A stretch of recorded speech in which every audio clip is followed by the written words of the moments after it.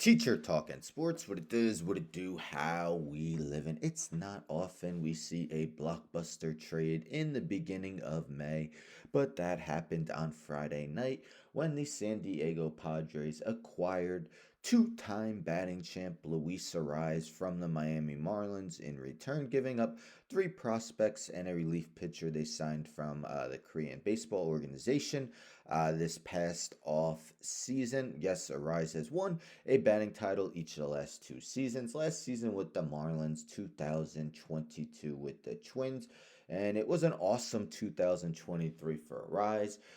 There was a bat looking to bat 400 chase. Was batting around 400 for a lot of the season. He hit the first ever cycle in Marlins history.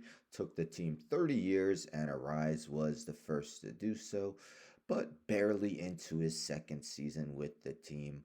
The team decided to move on from him as the Marlins, my favorite team, are off to a terrible start. Well, yesterday was his debut with the San Diego Padres. He arrived to the game about 2 hours before first pitch, and it was a good one for the Padres, as you see, a 13-1 win, moving them to 500. But if we take a look at Ariza's game, 4 for 5, 4 for 6, sorry, 2 runs and an RBI.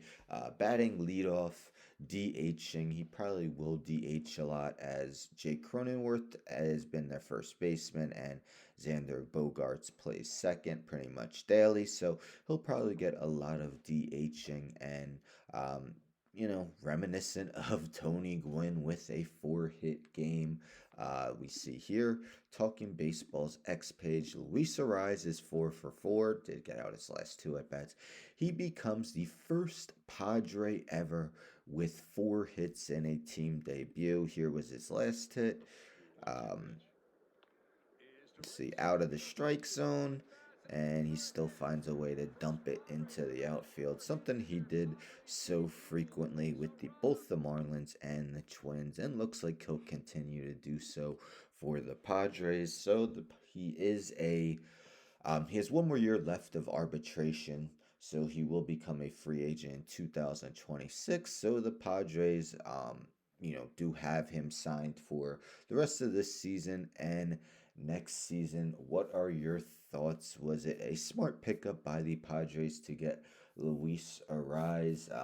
Not necessarily someone who's going to provide a lot of base running value. He's not going to provide a lot of defensive value, but what he does at an elite level is place ball on bat, and a lot of times it finds a hole for a base hit. He's not going to hit, he's not an extra base hit king. He doesn't have a homer on the season, but again, similar to Tony Gwynn, Gwynn was like that as well, and both of them both rarely strike out. And the Marlins yesterday gave up 20 runs to the Oakland Athletics in their loss. Shout out to the Athletics. They're 500 on the season. Who would have thought that this late into the year? Anyhow, don't forget to subscribe. Tell a friend to tell a friend to tell a friend to subscribe. Like the video, share the video, hit the bell for notifications. I'm out.